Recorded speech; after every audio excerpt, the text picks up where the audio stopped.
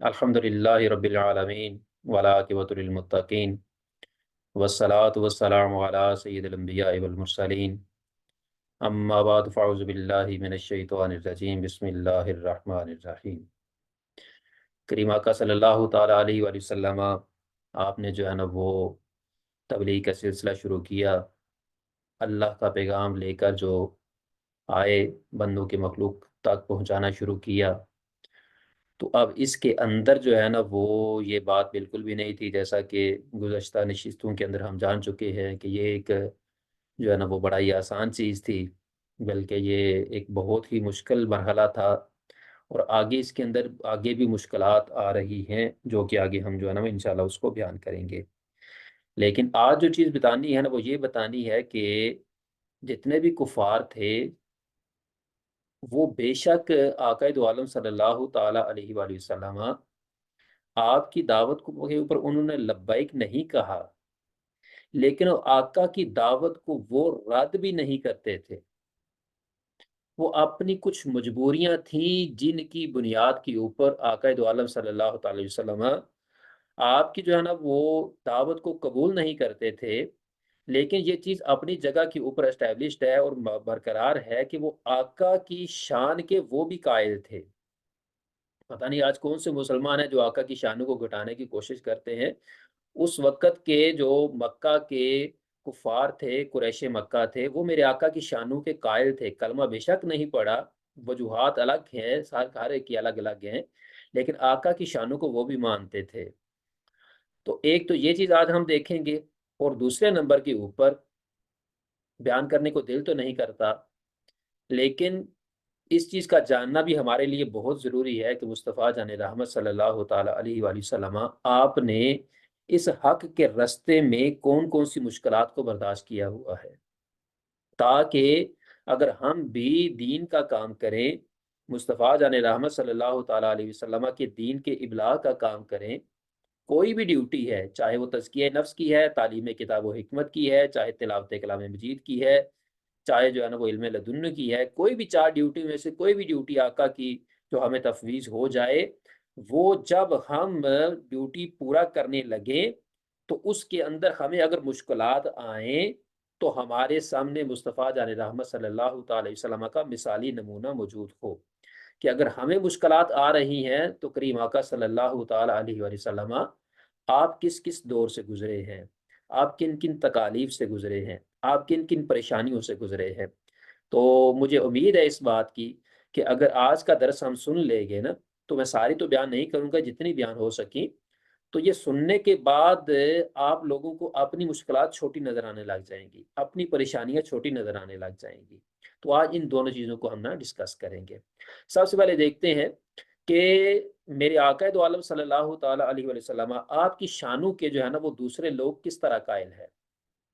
उनमें से सबसे पहले जो है ना वो हम बात करते हैं नदर बिन हारिस की। नदर जो है ना ये कुरैश का एक बहुत बड़ा रईस था, अमीर था, लेकिन परले दर्जे का बदबातिन है, खबीसुन नफ्स है। बल्कि इसको कुरैश के शयातीन में से अगर आप शुमार करना चाहें तो आप कर सकते हैं। दिल के अंदर नबी पाक सल्लल्लाहु अलैहि वसल्लम का बुग़्ज़, इनात भरा हुआ है। क्या होता है, नबी पाक सल्लल्लाहु अलैहि वसल्लम जहाँ पर जाकर ना आप कुरान की तिलावत फरमाया करते थे, तो अब ये कमीना वहाँ पर जाकर ना तो मेरे आका की कुरान की तिलावत के बाद वहाँ पर जाकर ना तो किस्से कहानियाँ जो है ना वो बयान करना शुरू कर देता था। और ये कहता था कि मुस्तफ़ा जान रहमत सल्लल्लाहु अलैहि वसल्लम उनकी बातें तुम क्या सुनते हो, आओ मेरी बातें आकर सुनो। तो ये इस तरह का कुमाश परस्त जो है ना वो इंसान था। अच्छा, एक दिन ऐसे होता है कि ये ग्रोह कुरैश को इकट्ठा करता है, और इकट्ठा करके ना तो उनको एक बात कहता है। कहता है कि ए कुरैश वालों, तुम नाकाम हो, और तुमने जो है ना वो नबी पाक सल्लल्लाहु अलैहि वसल्लम के ऊपर जो है ना वो मुख्तलिफ किस्म की जो है ना वो हर्जा सराई भी की है। लेकिन मैं तुझे एक बात कहना चाहता हूँ, सीरत नबविय्या के अंदर ये इसकी मौजूद है। वो कहता है कि जिस बड़ी सूरत हाल के अंदर तुम मुब्तला हो ना, इससे निजात की कोई सूरत तुम्हें नजर नहीं आएगी और ना ही आ रही है। लेकिन एक बात हम लोग को मानना पड़ेगी, کہ یہ وہی محمد ہے جو کل تک جب جوان تھا نا تو سب کی آنکھوں کا نور تھا، تم سب سے زیادہ سچی بات کرنے والا تھا، تم میں سب سے زیادہ امانت دار اور دیانت دار تھا۔ آج اب اس کی کنپٹی کے اوپر سفیدی آ گئی ہے اور وہ تمہارے پاس ایک مخصوص پیغام لے کے آیا ہے جو تم نے سن بھی لیا ہے، اور تم کہتے ہو لا کہ یہ بندہ جو ہے نا یہ جادوگر ہے۔ اب وہ بندہ جس کا دل میرے آقا کے بغض سے بھرا ہوا تھا وہ کہتا ہے لا واللہ ما ہوا بساحر، وہ جادوگر ہو ہی نہیں سکتا ہے، وہ اس چیز کا انکار کرتا ہے۔ جادوگر ہم نے دیکھے ہوئے ہیں، وہ کس انداز کے اندر پھونکے مارتے ہیں، یہ جادوگر نہیں ہے۔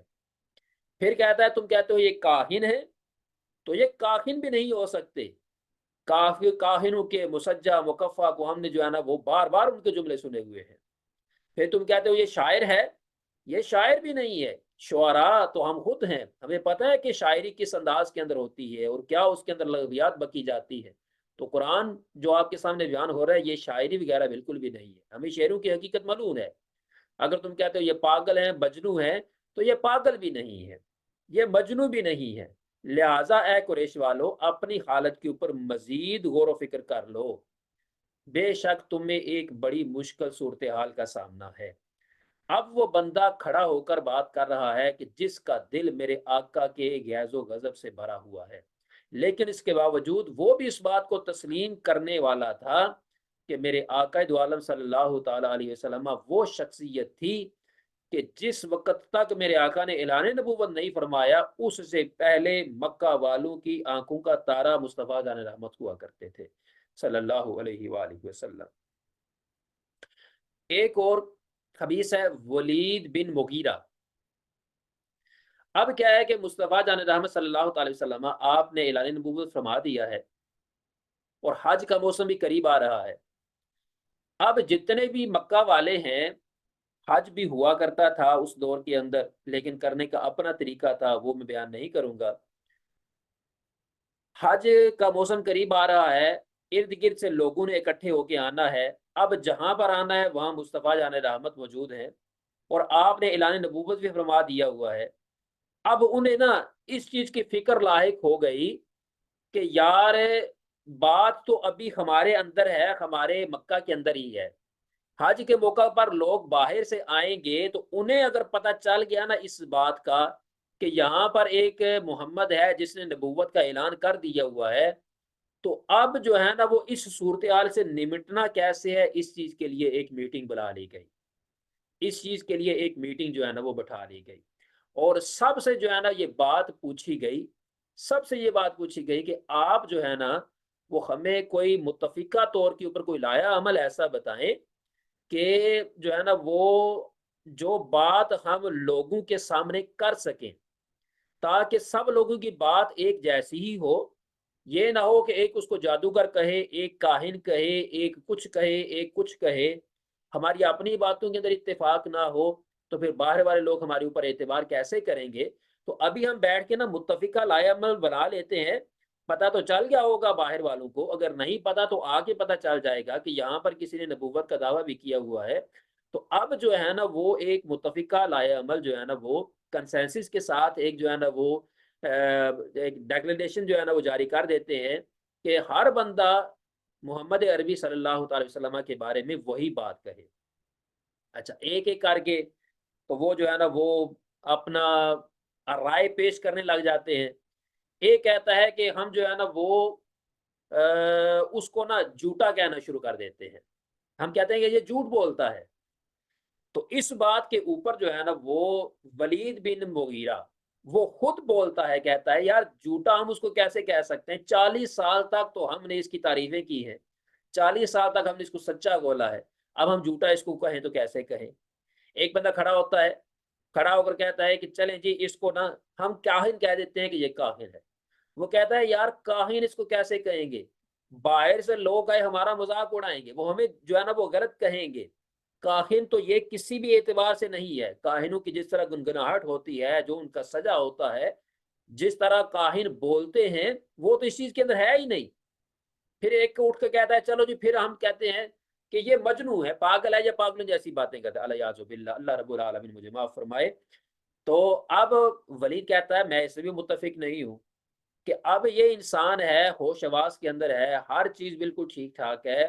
کسی بھی حوالے سے مجنون جنون کی کوئی بھی نشانی نہیں پائی جاتی ہے، اس کے اعضاء خود بہت کپ کپاتے نہیں ہیں، کوئی بے معنی بات اس کے منہ سے نکلتی نہیں ہے، ہم اس کو کیسے مجنون کہہ دیتے ہیں؟ اگر ہم مجنون کہیں گے لوگ ہمیں مجنون سمجھیں گے، لوگ ہمیں پاگل سمجھیں گے۔ پھر کہتے ہیں ایک اٹھ کے کہتا ہے چلے اس کو شاعر کہہ دیتے ہیں۔ وہ کہتے ہیں شاعر، ایک بات یاد رکھیے گا، آج کل شاعری جو ہے نا وہ ذرا پاکیزہ ہو چکی ہوئی ہے۔ مصطفیٰ جان رحمت صلی اللہ تعالی وسلم آپ کے دور کے اندر جو شاعری ہوتی تھی نا وہ بڑی غلیظ ہوا کرتی تھی، بڑی غلیظ شاعری ہوا کرتی تھی۔ تو کہا یہ شاعر ہے، تو ولید کہتا ہے شاعر ہم ان کو کیسے کہہ سکتے ہیں کہ یہ جو قرآن بیان کرتے ہیں نا، یہ سارے کا سارا قرآن تو انتہائی خوبصورت ہے، جو غلاظت شعراء بیان کرتے ہیں وہ تو ایک چیز بھی اس کے اندر نہیں ہے، یہ تو بڑی سنجیدہ سنجیدہ سی چیز ہے۔ تو لوگ ہماری اس بات کے اوپر بھی جو ہے نا وہ تسلیم نہیں کریں گے۔ گویا سب کی توتی جواب دے گئی، سارے خاموش ہو گئے کہ ان کے بارے میں ہم کہیں تو باہر سے آنے والوں کو کیا کہیں۔ بالآل سب نے مل کے نا یہ بات کہی کہ چلے اور کچھ نہیں تو اس کو جادوگر کہہ دیتے ہیں، کچھ تو کہنا ہی ہے نا۔ تو ایک اپنا جو ہے نا وہ ایک اسٹانس بنا لیتے ہیں کہ یہ جادوگر ہے، اس نے جادو کے ذریعے سے اپنا مخصوص جادو ہے، جادو کے ذریعے سے لوگوں کو جو ہے نا وہ گمراہ کیا ہوا ہے۔ اور اب جو ہے نا وہ مکہ کے باہر سے جتنے بھی لوگ آتے ہیں، جو جو رستے تھے مکہ کی طرف آ رہے تھے، ہر رستے کے اوپر ایک ایک بندہ جو ہے نا وہ انہوں نے اپنا بٹھا دیا، اور بٹھانے کے بعد کہا کہ تمہاری ڈیوٹی یہ ہے جو بندہ آئے اس کو مصطفیٰ جان رحمت صلی اللہ علیہ وسلم کے بارے میں آگاہ کر دینا کہ یہاں ایک بندہ ہے جو جادو کر دیتا ہے، لہذا اس سے بچ کے رہنا۔ تو اب اس انداز کے اندر نا انہوں نے اس چیز کے اوپر اتفاق کی رائے کیا۔ میں آپ کو اس واقعے سے بتانا یہ چاہتا ہوں کہ دیکھیں نبی پاک صلی اللہ تعالی علیہ وآلہ وسلم آپ کی شان آپ کو نہ ماننے والے بھی تسلیم کر رہے ہیں۔ اللہ نے آپ کو اتنی شانیں جو ہے نا وہ آپ کو عطا فرمائی ہوئی ہے۔ اور اس کے ساتھ ساتھ تھوڑا سا آگے بڑھیں تو میرے آقا جب قرآن کی تلاوت فرمایا کرتے تھے نا تو یہ قرآن کا اعجاز ہے۔ اللہ اکبر، آج ہمیں نہ تلاوت سننے کی ہوش ہے نہ تلاوت کرنے کی ہوش ہے، لیکن مصطفیٰ قرآن ہو، مصطفیٰ جان رحمت کے اوپر نازل شدہ ہو، اور کریم آقا صلی اللہ تعالی وسلم اس قرآن کو تلاوت فرمانے والے ہوں، تو اس قرآن کی جو ہے نا وہ ایک لطافت ہے، یا اس قرآن کی جو ایک لذت ہے اس کا اپنا ہی معیار ہوتا ہے۔ کفار مانتے نہیں تھے، میرے آقا کو تسلیم نہیں کرتے تھے، لیکن جو قرآن مصطفیٰ جان رحمت کے دہنے مبارک سے جاری ہوتا تھا نا اس کو سننے کے لیے بےتاب رہتے تھے۔ اور میرے آقا دو عالم صلی اللہ علیہ وسلم آپ کا یہ معمول مبارک تھا کہ آپ رات کے آخری حصے میں نا قرآن کی تلاوت فرمایا کرتے تھے۔ اب جب میرے آقا قرآن کی تلاوت فرماتے ہیں تو بڑے غور سے سنیے گا، بڑے مزے کا واقعہ ہے۔ امام ابن ہشام نے اپنی سیرت کی کتاب کے اندر نا اس کو قلم بند کیا ہوا ہے۔ وہ لکھتے ہیں کہ نبی پاک صلی اللہ علیہ وسلم رات کے وقت تنہائی کے اندر جب قرآن کی تلاوت فرمایا کرتے تھے نا تو ایک رات ایسا ہوتا ہے اس تلاوت کو سننے کے لیے نا ابو سفیان آتا ہے، چپکے سے ایک کونا میں گھر کے باہر بیٹھ کے نا تو تلاوت سننے شروع کر دیتا ہے۔ تھوڑا وقت گزرا، ابو جہل آتا ہے، اندھیرا تھا، وہ بھی ایک سائڈ کے اوپر ہو کے بیٹھ جاتا ہے۔ تھوڑا سا وقت اور گزرتا ہے تو ایک اخنس بن شریک،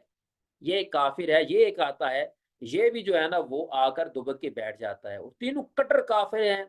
اسلام کے دشمن ہیں، لیکن قرآن سننے کا شوق انہیں یہاں پر لے کے آ گیا ہے۔ انہیں ایک دوسرے کا علم نہیں تھا کہ انہیں یہی تھا کہ میں ہی آگے بیٹھا ہوا ہوں، دوسرے دو نہیں، ابو سفیان، ابو جہل اور اخنس بن شریک اس کا نام آیا ہوا ہے، یہ تینوں بیٹھے۔ میرے آقا تلاوت فرماتے رہے، یہ سنتے رہے، کیف و مستی کے اندر ڈوبے رہے، یہاں تک کہ صبح ہو گئی۔ جب صبح ہوئی تو یہ حضرات اٹھتے ہیں اور اٹھ کے نا اپنے اپنے گھروں کو جانے لگتے ہیں تاکہ اندھیرا چھٹ جانے سے پہلے پہلے ہم اپنے گھروں کو پہنچ جائیں۔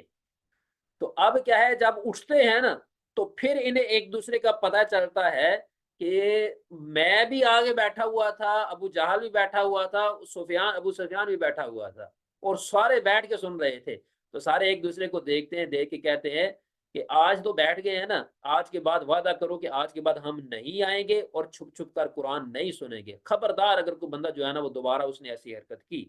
ٹھیک ہے۔ تو اب کیا ہوا ہے، وعدہ تو کر لیا،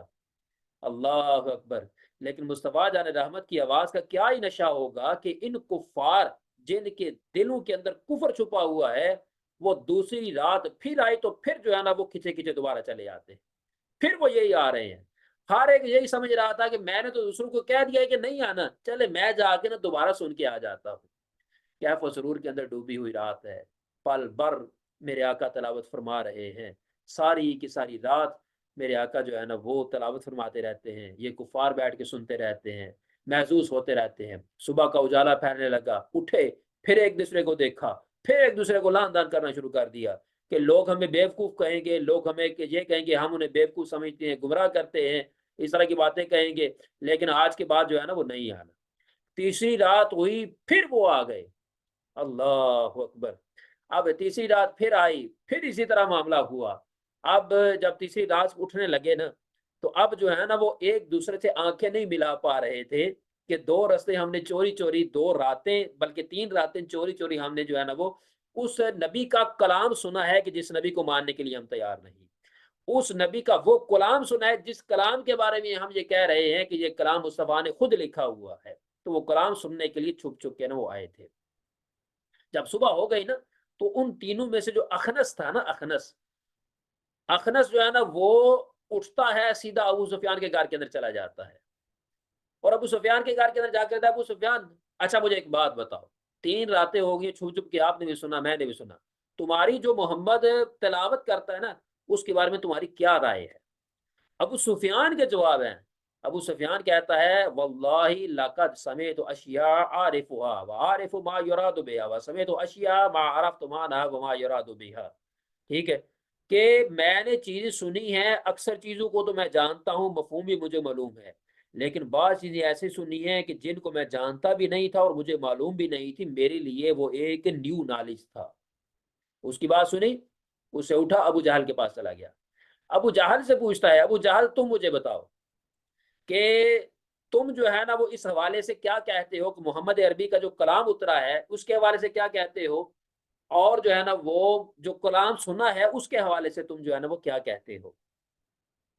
اب یہاں پر ابو جہل جو ہے نا وہ اپنے مسلمان نہ ہونے کا اصل چیز بیان کرتا ہے، وہ کہتا ہے کہ حقیقت یہ ہے، اخنس کو بولتا ہے حقیقت یہ ہے کہ ہمارا اور بنو عبد مناف یعنی کہ جو قریش کا قبیلہ تھا، ابو جہل کا قبیلہ الگ تھا، قریش کا قبیلہ الگ تھا، ہمارا اور بنو عبد مناف کا آپس کے اندر جھگڑا تھا۔ جھگڑا کس بات کا تھا کہ ہم میں سے قوم کا سردار کون ہے، وہ اس شرف اور سعادت کو حاصل کرنے کے لیے نا، قوم کا سردار بننے کے لیے، چونکہ سارے لوگ مکہ کی طرف آتے تھے، مکہ کی طرف رخ کرتے تھے، تو ظاہر ہے اب مکہ کی طرف سارے آ رہے ہیں تو اپنی دکانداری تو چمکانی ہے نا، تو بنو عبد مناف بھی اور ہم بھی اس بات کی دوڑ دھوپ کے اندر لگے ہوئے تھے، سادہ لفظوں کے اندر ابو جہل اور قریش والے اس بات کے اندر لگے ہوئے تھے کہ لوگ ہمیں جو ہے نا وہ سردار تسلیم کریں، تو اس کے لیے کیا کرتے تھے، انہوں نے دسترخوان اپنے وسیع کر دیے، جو آتا تھا اس کو کہتا آؤ ہمارے پاس آ کر کھانا کھاؤ، ہمارے پاس آ کر کھانا کھاؤ، ہمارے پاس آ کر کھانا کھاؤ۔ ہم نے ایک دوسرے سے بازی لے جانے کے لیے دسترخوان کو وسعت تھی، ہر مسکین غریب کو کھانا کھلایا، جب وہ واپس جاتے تھے تو ان کی جولیاں ہم جو ہے نا تحفے تحائف سے بھر کے واپس بھیجتے تھے، ٹھیک ہے، اور ہم بھی اس بات سخاوت کا مظاہرہ کرتے تھے، بنو عبد مناف والے بھی سخاوت کا مظاہرہ کرتے تھے، اور ہمارا حساب وہ ہو گیا تھا کہ گھوڑے کے جو ہے نا وہ جنگ کے مقابلے کے اندر، دوڑ کے اندر 2 گھوڑے جس طرح ہوتے ہیں، ایک گھوڑا دوسرے سے آگے نکل رہا ہے، وہ اس سے آگے نکل رہا ہے، ہمارا حال یہ ہو گیا تھا۔ لیکن اس مقابلے کے اندر اچانک یہ ہو جاتا ہے کہ بنو عبد مناف میں سے ایک محمد کھڑا ہوتا ہے اور وہ کہتا ہے میں نبی ہوں، تو اب اس کو نبوت مل گئی ہے، وہ کہتا ہے میری طرف وحی آئی ہے، تو اب ہم تو یہ دعویٰ کر نہیں سکتے، ہمارے پاس وہ چیز نہیں جو اس کے پاس آئی ہے، اور واقعی وہ وحی آئی ہے، تو اب اگر میں نے محمد کا کلمہ پڑھ لیا تو جو اتنے سالوں سے ہم سرداری کے خواب دیکھ رہے تھے وہ خواب ہمارا چکنا چور ہو جائے گا، لہٰذا میں کبھی بھی محمد کے اوپر ایمان نہیں لاؤں گا، اس کی تصدیق نہیں کروں گا، وگرنہ یہ جو ہمارا مقابلہ چلتا آ رہا تھا میں اس کے اندر ہار جاؤں گا۔ یہ وہ اصل وجہ تھی کہ جس کی وجہ کے اوپر ابو جہل نے اسلام قبول نہیں کیا تھا۔ تو عزیز ساتھیوں، اس کے ساتھ ساتھ جب یہاں پر بھی کام نہ بنا نا، تو پھر اس کے بعد نا جتنے بھی مکہ والے ہیں نا وہ سارے کے سارے اکٹھے ہوتے ہیں، کہتے ہیں کہ ہم نے ہر حربہ استعمال کر لیا، محمد عربی باز نہیں آ رہے ہیں، وہ اپنا کام کر رہے ہیں۔ تو اب اس کے اندر نا نضر بن حارث، جس کی ابھی میں نے بات کی ہے، اس نے نا ایک تجویز پیش کی۔ وہ کہتا ہے آپ ایسا کرو، مدینہ کے اندر جاؤ، وہاں پر نا یہودی علماء بستے ہیں، ان سے رائے لے کے آؤ، ان سے پوچھ کے آؤ کہ اس مسئلے کا کیا حل کیا جائے، اس مسئلے کو کیسے سارٹ آؤٹ کیا جائے، اس مسئلے کو کیسے حل کیا جائے۔ اب جو ہے نا وہ اس کام کے لیے عقبہ بن ابی معیط اور نضر بن حارث،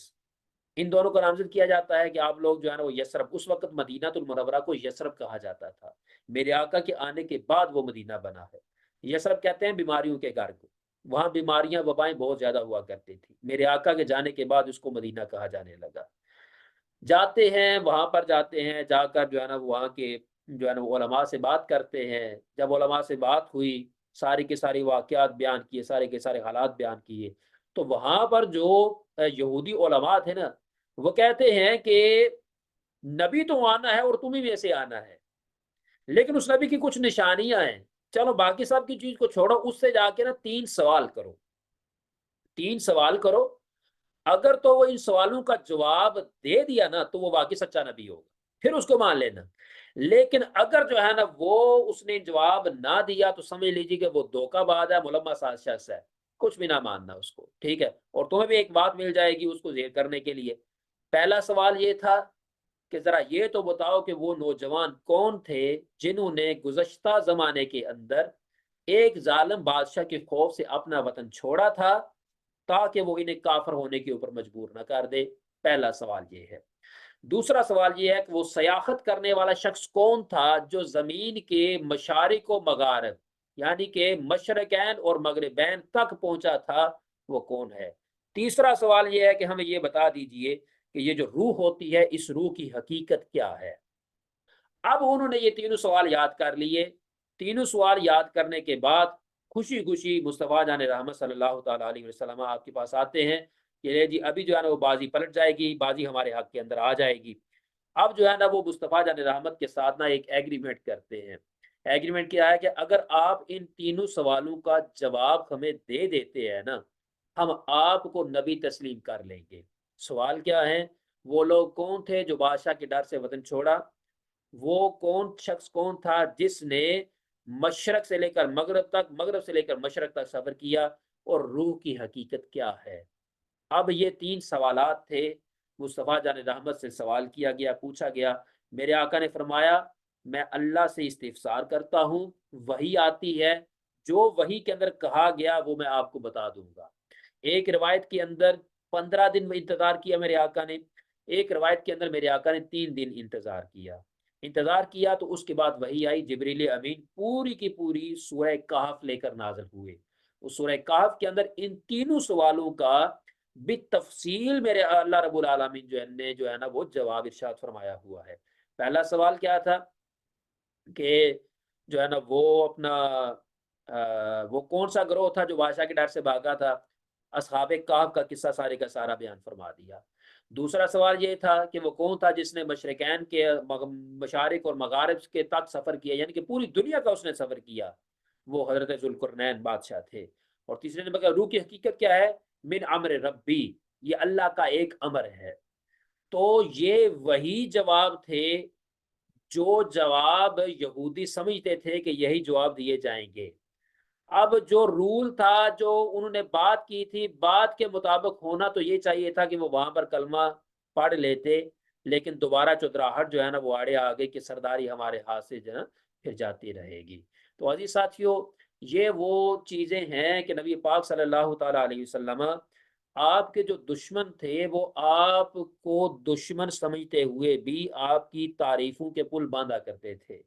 ان کی جرت نہیں ہوتی تھی میرے آقا کو کاہن کہہ سکیں، شاعر کہہ سکیں، مجنوں کہہ سکیں۔ وہ کہتے ہیں لوگ ہمارے اوپر ہنسیں گے اگر ہم اس شخصیت کو یہ بات کہیں گے۔ تو مصطفیٰ جان رحمت صلی اللہ علیہ وسلم کی ذات باری تعالی ذات بابرکت جو ہے نا وہ باری تعالیٰ نے اتنی خوبصورت جو ہے نا وہ تخلیق فرمائی ہوئی ہے کہ خلقت مبرأ من کل عیب، کہ آپ کو ہر عیب سے، میرے آقا کو ہر عیب سے اللہ رب العالمین نے پاک پیدا فرمایا ہوا ہے۔ اب دوسرا حصہ، کریم آقا صلی اللہ تعالی وسلم، آپ نے جب تبلیغ کا کام کیا تو تبلیغ کے سلسلے کے اندر آپ کو کون کون سی پریشانیاں جو ہے نا وہ ان کا سامنا کرنا پڑا گا، کون کون سی پریشانیوں کا سامنا کرنا پڑا۔ سب سے پہلی بات تو یہ ہے کہ میرے آقا دو عالم صلی اللہ تعالی علیہ وآلہ وسلم جہاں پر بھی جاتے، جس محفل کے اندر بھی جاتے، تو آپ نا لوگوں کو کہتے ہیں کہ لا الہ الا اللہ، اللہ کے علاوہ کوئی معبود نہیں ہے، قولوا لا الہ الا اللہ، لا الہ الا اللہ کہو تفلحو، دنیا اور آخرت کے اندر کامیاب ہو جاؤ گے، فلاح پا جاؤ گے۔ میرے آقا گزر رہے ہیں، جس رستے سے گزرتے ہیں، جس محلے کے اندر جاتے ہیں، جس محفل کے اندر جاتے ہیں، میرے آقا یہ اعلان کرتے جا رہے ہیں، میرے آقا یہ اعلان کرتے جا رہے ہیں، لیکن آقا کے پیچھے بھی ایک بندہ ہے تو بڑا خوبصورت، ظاہری طور پر بڑا خوبصورت ہے، لیکن اندر اس کا بڑا گندا ہے۔ اب وہ پیچھے سے یہ بات کہتا جا رہا ہے، وَهُوَ صَابِي وَهُوَ كَاذِب، کہ اس کی بات بالکل نہ سننا، یہ بے دین شخص ہے، یہ جھوٹا شخص ہے، یہ جھوٹ بولنے والا شخص ہے۔ کوئی اور نہیں تھا، وہ ابو لہب تھا۔ میرے آقا جس محفل کے اندر جاتے ہیں، جہاں پر جاتے ہیں، وہ خبیث الفطرت انسان وہ میرے آقا کے پیچھے پیچھے ہی رہتا ہے۔ میرے آقا اللہ کی طرف بلاتے ہیں، وہ فوری طور کے اوپر شیطان کی نمائندگی کرتے ہوئے کہتا ہے یہ جھوٹ بول رہا ہے، یہ جھوٹ بول رہا ہے۔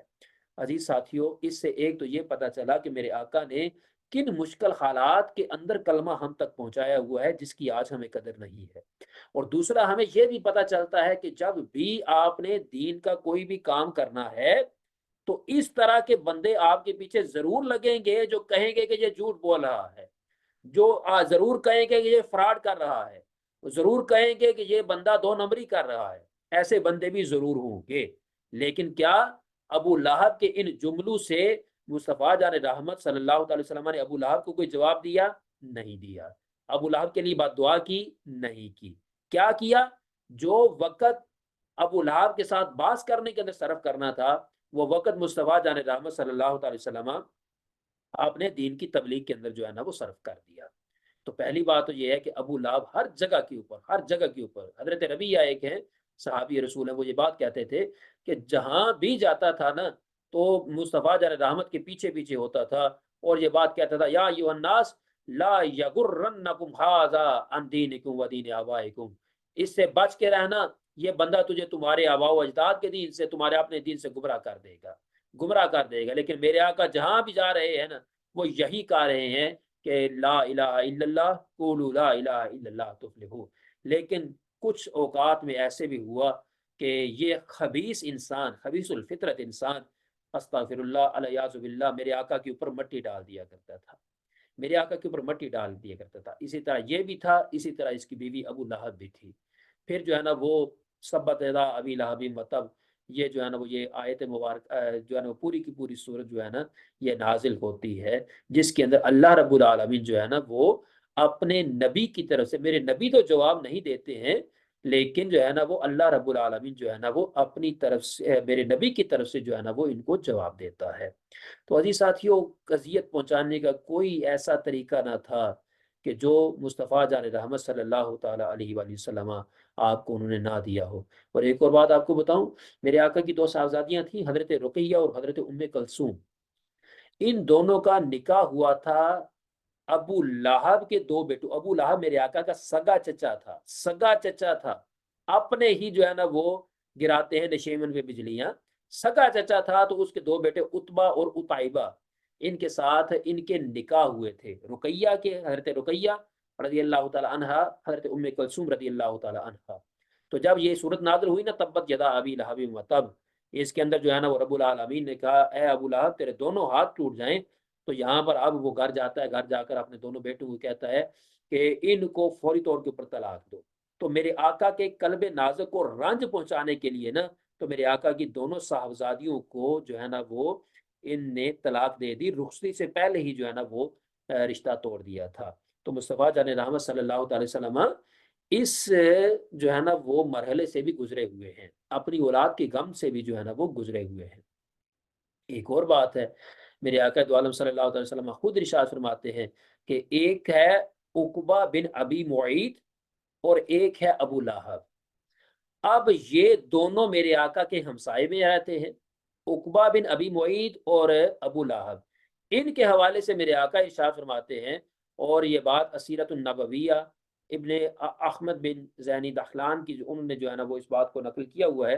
وہ کہتے ہیں کہ میرے آقا دو عالم صلی اللہ علیہ وسلم آپ ارشاد فرماتے ہیں کن تو بین شر جا رہی، میرے پاس دو پڑوسی تھے اور دونوں بڑے شریر تھے، دونوں جو ہے نا وہ بڑے تنگ کرتے تھے۔ ابو لہب ایک تھا، وہ عقبہ بن ابی معیط دوسرا ابو معیط تھا۔ یہ کیا کرتے تھے؟ کانا لا یاتیانی بالفروس فیطرحانھا علی بابی، یہ دونوں لید کو اکٹھا کرتے، گوبر کو اکٹھا کر کے لے آتے اور آ کر نا میرے دروازے کے اوپر پھینک دیا کرتے تھے۔ مصطفیٰ جان رحمت صلی اللہ علیہ وسلم کے گھر کے سامنے سارے کا سارا کوڑا کرکٹ جو ہے نا وہ پھینکا جاتا تھا۔ اس کے ساتھ ساتھ ایک روایت کے اندر یہ بھی آتا ہے، برہان الدین خلوی نے جو ہے نا وہ سیرت خلویہ کے اندر اس چیز کو جو ہے نا وہ نقل کیا ہوا ہے کہ ایک وقت ایسا بھی آتا ہے کہ سرور دو عالم صلی اللہ علیہ وسلم نا عقبہ بن ابی معیط کے پاس جاتے ہیں۔ عقبہ نے کھانے کی دعوت دی ہوئی ہے، اب کھانے کی دعوت کے اوپر میرے آقا جاتے ہیں تو آقا جا کر کہتے ہیں میں تمہارا کھانا نہیں کھاؤں گا جب تک تم کلمہ نہیں پڑھ لیتے۔ اب وہ کہتا ہے کہ فوری طور کے اوپر میں نے تمہارا کلمہ پڑھ لیتا ہوں۔ اب فوری طور پر اس نے جو ہے نا وہ میرے آقا کا کلمہ پڑھ لیا، عقبہ بن ابی معیط نے۔ میرے آقا نے کھانا کھا لیا۔ اب کھانا کھانے کے بعد اب جو ہے نا وہ اس کو ایک ٹکر جاتا ہے کافر۔ کافر کہتا ہے، ابئی اس کا نام ہے، ابئی کہتا ہے کہ تو نے آقا کا محمد کا کلمہ پڑھ لیا؟ وہ کہتا ہے میں نے کلمہ کوئی نہیں پڑھا، مجھے شرم محسوس ہوئی، گھر کے ایک بندہ اندر ایک بندہ آیا ہوا ہے اور وہ کھانا کھا کے نہیں جا رہا ہے، تو میں نے اس کا دل بہلانے کے لیے پڑھ لیا، ویسے دل سے میں کوئی نہیں ہوا۔ تو اس نے بولا اچھا ایسی بات ہے تو تم ایک میرے ساتھ وعدہ کرو، میں اس وقت تم سے راضی ہوں گا کہ تم جو ہے نا وہ استغفر اللہ علیہ باللہ مصطفیٰ جان رحمت صلی اللہ علیہ وسلم آپ کے چہرے انور کے اوپر تم جو ہے نا وہ تھوکو گے، جب تک جو اپنا لعاب نہیں ڈالتے ہیں اس وقت تک میں تجھ سے راضی نہیں ہوگا۔ تو اب روایت کے اندر آتا ہے کہ جب وہ تھوکنے کے لیے آگے بڑھا نا، عقبہ بن ابی معیط تھوکنے کے لیے آگے بڑھا تو وہی تھوک جو اس نے تھوکا نا وہی آگ بند کر کے نا دوبارہ اس کے چہرے کے اوپر واپس لگتا ہے۔ جب واپس اس کے چہرے کے اوپر دوبارہ لگتا ہے تو اب جو ہے نا وہ اس کے چہرے کے اوپر نا برس باندھ کے نا وہ چمٹ جاتا ہے اور اس کے آخری وقت تک جو ہے نا وہ اسی طرح ہی رہتا ہے۔ ابو لہب اس کے حوالے سے یہ تو صرف تان و تشنیع کرتا تھا نا، زبان سے بات کرتا تھا۔ ابو جال یہ وہ خبیث الفطرت انسان تھا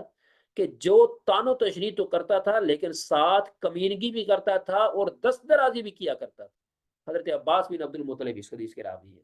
وہ کہتے ہیں کہ ایک دن جو ہے نا وہ کریم آقا صلی اللہ تعالی علیہ وسلم جو ہے نا وہ مسجد کے اندر تھے، یہ ملعون خبیث آیا اور خبیث آ کر کہتا ہے کہ محمد سجدہ کے اندر قدم رکھیں گے نا تو میں ان کی گردن کے اوپر پاؤں رکھ دوں گا۔ یہ سن کر جو ہے نا وہ